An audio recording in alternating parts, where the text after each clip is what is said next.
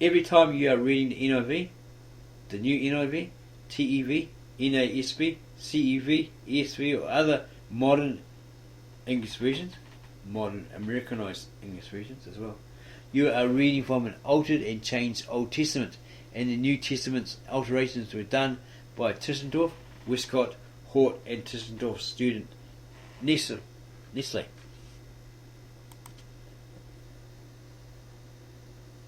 But to deal with the Old Testament textual criticism, the many sources / many gods theory is the JPED theory.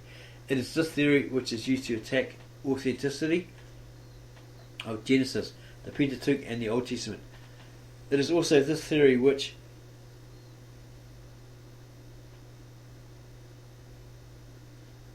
is taught to almost all new pastors in seminaries and Christian colleges.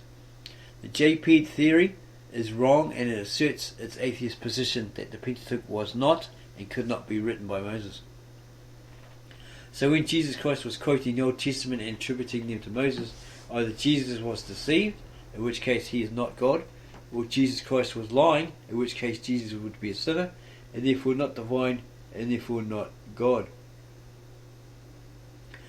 An attack on the authorship of the Pentateuch by Moses is an attack on Jesus Christ, who accurately attributes the words of the Pentateuch to Moses.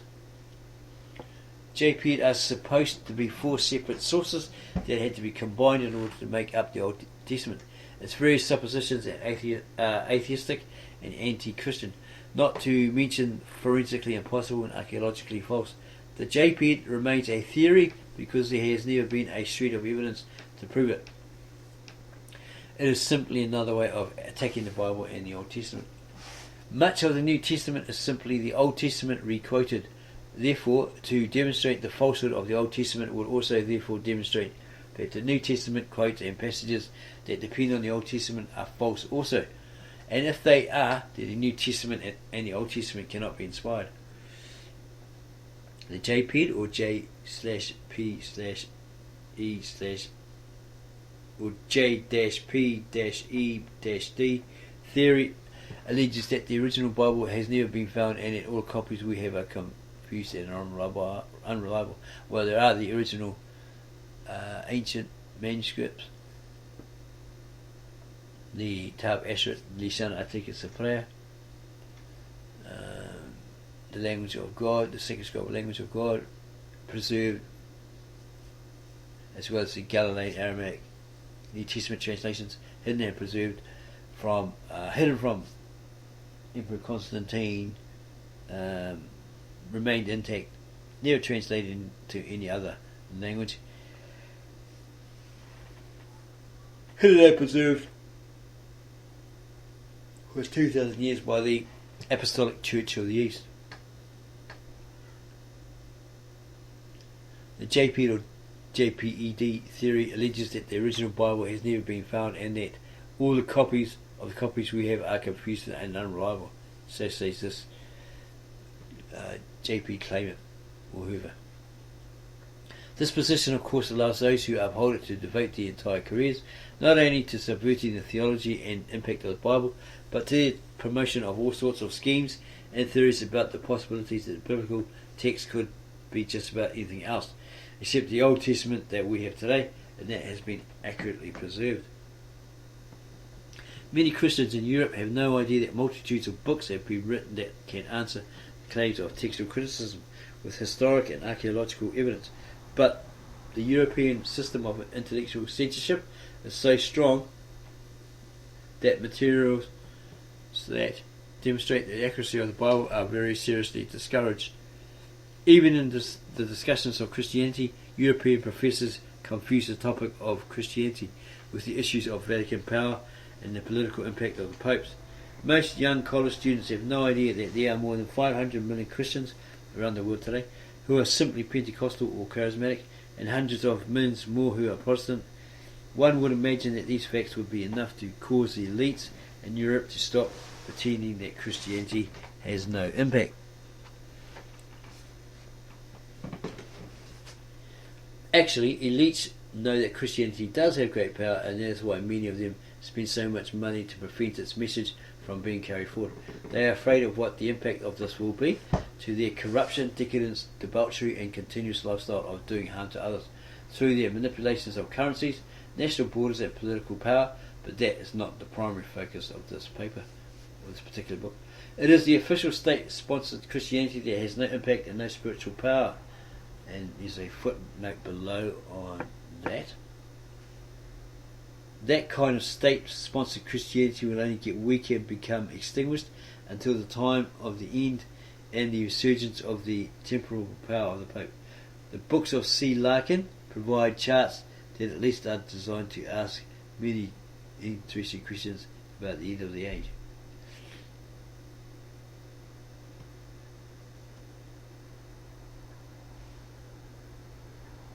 It is the official state-sponsored Christianity that has no impact and no spiritual power.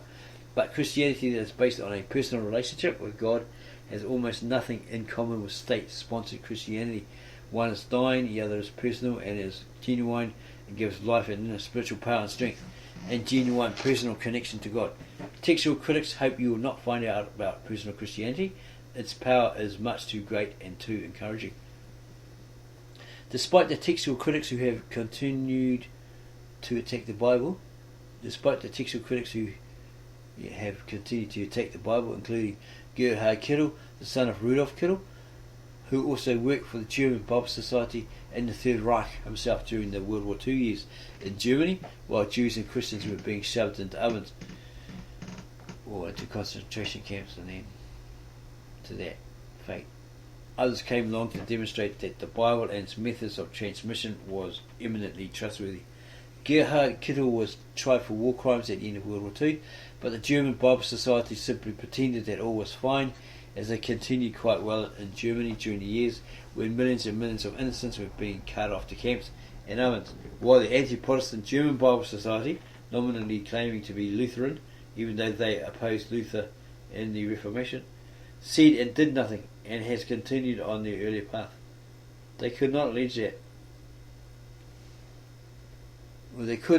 they did not continue operations during that time, but the facts are that they published many books in Germany and then distributed them all over the world to continue the work of changing the Bibles of the Protestants and all of Christianity. And Gerhard Kittel, who worked for them at that time, was working on his theologisches, I have a look at that, that's small German word there, theologisches Wörterbuch zum Neuen Testament, about the New Testament, the Judenfrage, which is very much against the Hebrew people, and his other works, Bibel und Bibel Revision, Christus und impart, etc., gave the corrupted National Society, Bible Society, a great degree of influence, since Kittel also worked directly for the Third Reich.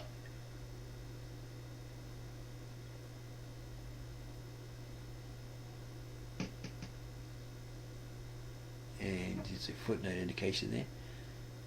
The moral of the story is that those who think that the Bible Societies will monitor themselves or have mechanisms in place to do so are believing a myth.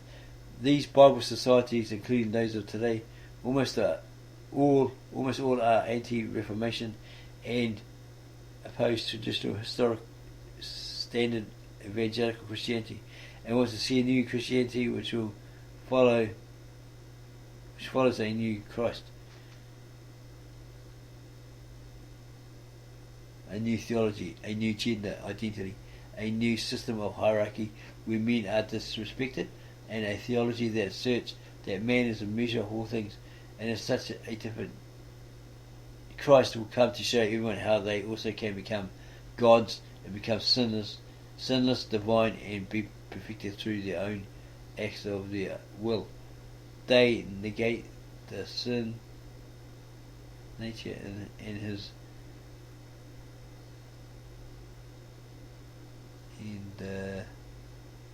Trinity, where possible, and often that the sin nature of the human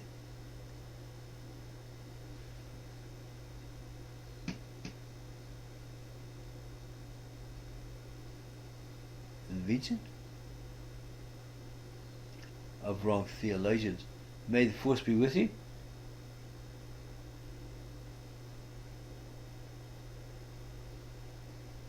May the force be with you, of the false god of this world, the prince of the power of the air, Ephesians 2:2, who hopes to convince you that the right God for you is, in the words of Daniel 11:38, the God of forces.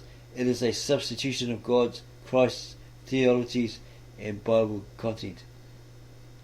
Your church and denomination might continue to support them.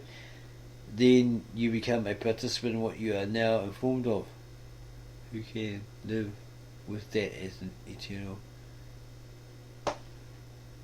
heritage?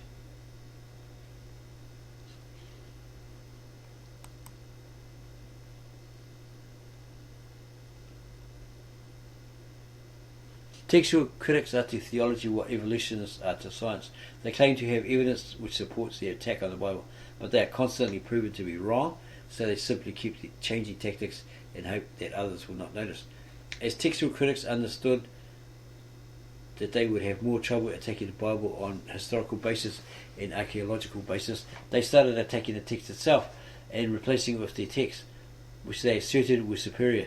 In doing so, they were departing from the Reformation, from the Bibles used by the Waldensians, Valdua, and from the Greek manuscripts that authenticate the old and historic Greek text of the New Testament, the Textus Receptus, which means it's Latin for the received text. Westcott and Hort were not in opposition to textual criticism. On the contrary, they were rather textual critics themselves and represented the height of the movement of textual criticism. Their work was designed to intentionally change the Bible and the theology of the Christian Church. The goal of a textual critic is for their criticism of the Bible to serve as a permanent stumbling block to you in your life as spiritual work. They do not need to convince you that the Bible is totally wrong. That task would be far too difficult, even for them. Their goal is to lead you into doubt and then to use those doubts to undermine your faith. Our goal is simply to expose the works of those textual critics and to promote the accuracy of God's word. Most textual critics, off the record, know that they will not be able to mislead you entirely. Their goal starts with more modesty, to convince you that a piece of the Bible or a certain book of the Bible cannot be relied on. Doubt about the historic word of God is the main tool they count on, as they also count on your not being able to find out how many errors they have made in the past. They have an effective strategy. It is to continue to teach the same old mistakes that have been previously shown to be false. Now, of course, that may initially seem a bit odd, but think about it. The new students coming into universities and seminaries do not know that those mistakes have been refuted or addressed or effectively met before. They were not there when those mistakes and false statements were refuted 100 years ago, and no one educated them about the changes in seminaries, and most of them do not know how to do that kind of research or where to look for it.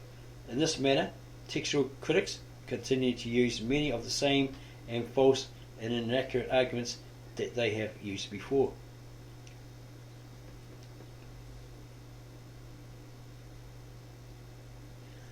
The solution to that strategy for you: dust off the old books and find out how those textual critics were refuted. Do your own research, read the books and materials that are available for a short time.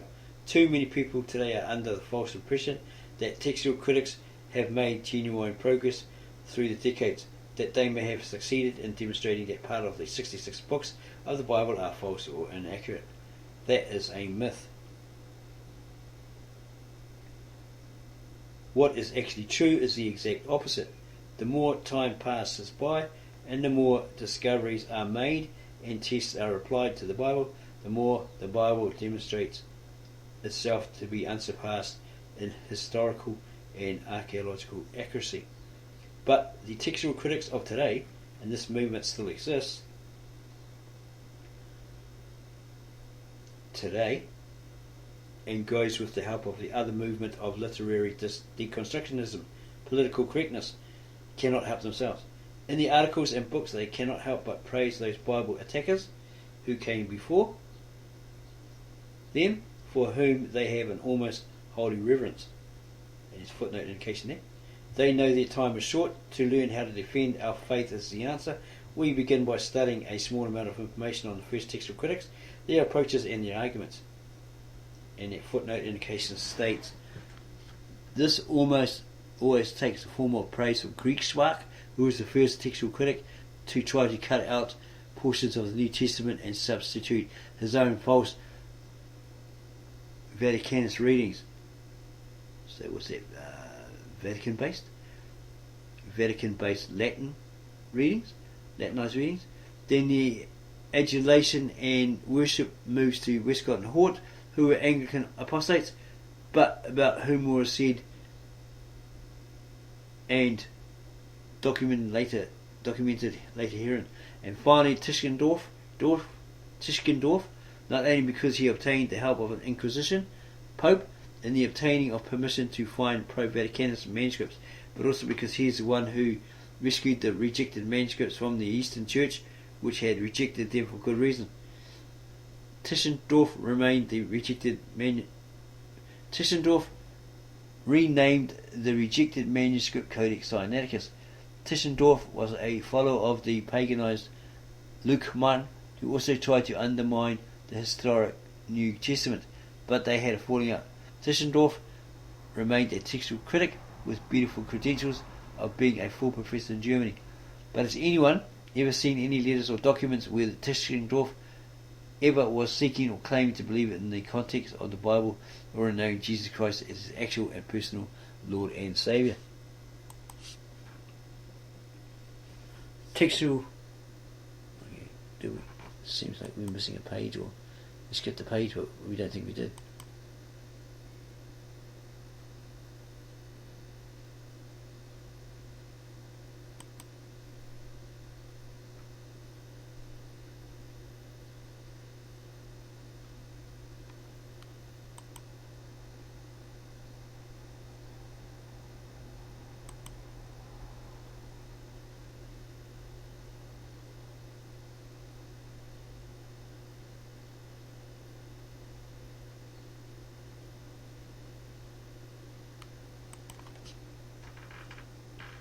Those who do accept the work of the textual critics are not modern but rather only deceived. We need to get our eyes back on Jesus Christ and worry far less about the opinions of men. The solution is to come out from among the textual critics, denounce their works, and begin to diligently apply ourselves to being able to present a ready defence and a reason for the hope that lies within us. Textual criticism in the USA. Textual criticism in America these days takes a literary deconstructionist approach and attempts to apply this to different Bible versions. Usually the more the text in the specific Bible version is clearly defined, the more problems that textual criticism claims to find within that version. Usually the more the text in the specific Bible version is clearly defined, the more problems that textual criticism claims to find within that version. But if a Bible version is imprecise or unclear, then textual criticism usually claims that the unclear version is to be preferred over the clear one. That same process can be easily demonstrated in the higher Protestant denominations. The versions of the Bible that are used are often modernistic and claiming to be freestyle translations or paraphrases using text where the meaning has been obscured or even rendered amorphous, devoid of substantive or distinguishable meaning. The same procedure has been used in almost all versions distributed by the United Bible Societies, which is the international arm of the German Bible Society. The German Bible Society retains the copyright on the key text distributed by the United Bible Societies. The United Bible Societies, UBS, was organised around 1938 with the primary help of the German Bible Society. Since that time, it has been directed by the textual critic Eugene Nieder. Nieder is a Romanized nominal Protestant who has used his Protestant credentials against Protestantism to undermine the 66 books of the Old and New Testaments. but to promote and force the inclusion of the books of the Apocrypha in almost all of the editions that he is or has been connected with. Neither rejects the Textus Receptus, or the received text, the Bibles of the Reformation, the historic Bibles used by the Byzantine Church, which is the Textus Receptus, and the preservation work accomplished by Christians such as the Waldensians and other earlier Christian groups. As a result of his own studies, Nida decided to adopt Roman Catholic Bibles and the rendering of those texts, and pass that on to and throughout Protestant churches and denominations controlled by textual critics who also are sometimes political Marxists. Nida early on rejected the Textus Receptus and began to push for the inclusions of apocryphal books, despite the fact that none of the apocryphal books can pass the test of historic accuracy.